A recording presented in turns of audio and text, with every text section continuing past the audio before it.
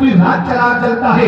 حلیمہ سعدیہ نے کہا ارے جب سے محمد میرے گھر میں آئے ہیں میں نے چراغ جلایا ہی نہیں ہے. ان کے نور سے, ان کے چہرہ انور کے نور سے پورا کمرہ منور ہو جاتا ہے. اللہ اکبر, یہ مصطفیٰ جان رحمت کی شان ہے. حلیمہ سعدیہ کہتی ہے میرے قبیلے میں بچے بیمار رہتے تھے تو میرے پاس عورتیں لے کر آتی بچے. او حلیمہ, اس برکت والے بچے کا ہاتھ اس پانی کے برتن میں ڈلوا دو تاکہ اس کا غسالہ پلا دے, ہمارے بچے شفا یاب ہو جائیں. کہتی ہے جب بچے زیادہ آنے لگے تو میں نے نبی کے پائے مبارک کو ایک کنویں کے پانی سے مس کر دیا, نبی کے تلوائے مبارک کو غسل دے دیا. اللہ اکبر, کہا اس کا غسالہ لے کے چلی جاؤں, اور میں اس کا پانی لے کر جاتی, بیمار بچوں کو پلاتی شفا یاب ہو جاتے, کمزوروں کو پلاتی صحت مند ہو جاتے.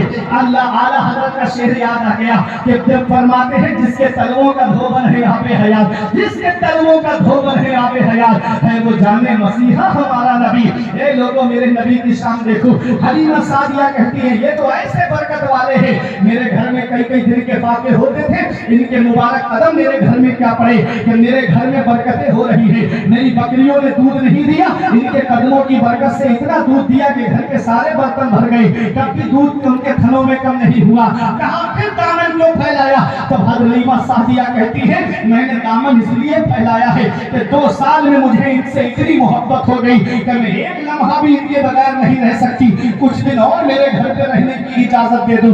حضرت آمنہ کہتی ہے 2 سال کے بعد میرا بیٹا میرے پاس آیا ہے اور تو پھر لے جانے کی بات کر رہی ہے. او حلیمہ سن, جو ہمارے سامنے دامن پھیلاتا ہے ہم اسے خالی دامن نہیں بھیجتے ہیں, اس کے دامن کو مراد سے بھر دیا کرتے ہیں. لے جا میرے لال کو, جتنے دن چاہے اتنے دن اپنے پاس میں رکھنا. پھر لے آئی حلیمہ سعدیہ, 2 سال اور رکھا, 4 سال حلیمہ سعدیہ نے میرے آقا کو اپنے پاس میں رکھا. جب شق صدر کا معاملہ پیش آیا تو پھر لے کر کے آ گئی حلیمہ سعدیہ مکے میں میرے آقا کو. کتنے سال رہے میرے آقا اپنی ماں کے پاس؟ حلیمہ والے 2 سال رہے تھے میرے آقا اپنی والدہ کے پاس میں.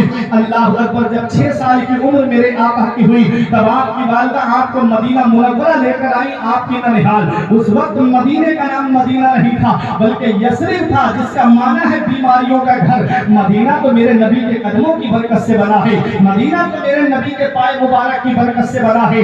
آئی واپسی کے موقع پہ مقام ابوا میں طبیعت خراب ہو گئی. کوئی عام خاتون بیمار نہیں ہوئی ہے, قبیلہ قریش کی ایک معزز خاتون بیمار ہوئی ہے. قافلہ ٹھہر گیا, جب طبیعت میں کوئی سدھار نہیں آیا تو قافلہ چلا گیا. بظاہر کوئی مرد نہیں حضرت آمنہ کے پاس میں, 6 سال کی عمر میرے آقا کی, ساتھ میں باندھی ایمن, وہ عرب کی گرمی, وہ چلچلاتی ہوئی دھوپ, وہ گرم گرم لو کے تھپیڑے ہونٹوں کو خشک کرنے والے ایسے عالم میں جہاں پہاڑیاں ہی پہاڑیاں نظر آ رہی تھی, جہاں ہر طرف ببول کے درخت ہی درخت نظر آ رہے تھے, ایسے عالم میں نبی کی ماں پہ وہ وقت آیا جو سب پہ آنا ہے, وہ گھڑی آئی جو سب پہ آنی ہے, وہ ٹائم آیا جو سب پہ آنا ہے. جب جاگری کا عالم طاری ہوا, نبی نے دیکھا ماں کا سایہ سر سے اٹھنے والا ہے. نبی اپنی ماں کے سر کو اپنے زانوں پہ رکھ کے سر دبانے لگے. جنت کی حوروں نے کہا آقا ہمیں اجازت دے دو, ہم آپ کی ماں کی خدمت کریں. تو نبی کا کردار بول رہا تھا, نبی کا کیریکٹر بول رہا تھا, نبی کا اخلاق بول رہا تھا, نبی کی سیرت بول رہی تھی, نبی کا اسوہ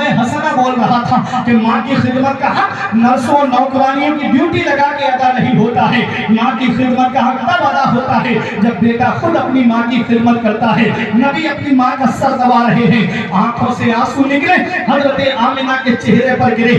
آنکھیں کھول کے دیکھا حضرت آمنہ نے, میرے نبی رو رہے تھے, اپنا ہاتھ نبی کے چہرے انور پہ پھیرتے ہوئے کہا مت رو میرے لال, آنسو مت بہا میرے لال, تو دنیا میں رونے کے لیے نہیں آیا ہے بلکہ روتے ہوئے کو ہنسانے کے لیے آیا ہے. آنسو مت بہا میرے لال, تو دنیا میں آنسو بہانے کے لیے نہیں آیا ہے بلکہ بہتے ہوئے آنسوؤں کو پوچھنے کے لیے آیا ہے.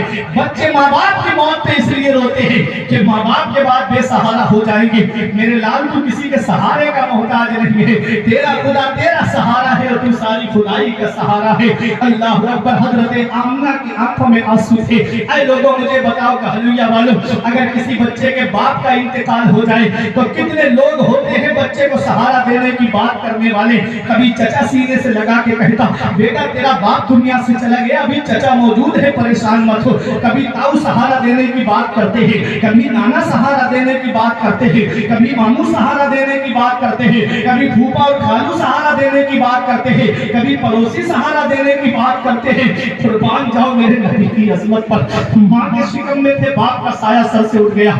6 साल के हुए माँ का साया सर से उठ गया। 8 साल के हुए दादा दुनिया से चले गए। खुदाई हैरान है मेरे मौला, जिसे तूने सारे जहान के लिए रहमत बना के भेजा, उसके साथ ऐसा मामला। माँ के शिकम में है, बाप का साया उठ गया। 6 साल के हुए माँ का साया उठ गया। 8 साल के हुए दादा भी दुनिया से चले गए। तो रब की रहमतों ने जवाब दिया, हमारी रहमत के करिश्मा को तुम क्या जानो। इनके बाप जिंदा होते, इनकी माँ, इनके वालिद जिंदा होते, और जब ये मक्के में इस्लाम का परचम बुलंद करते तो दादा कहते, बेटा मेरे दबदबे के साए में तूने इस्लाम का परचम बुलंद किया। माँ कहती,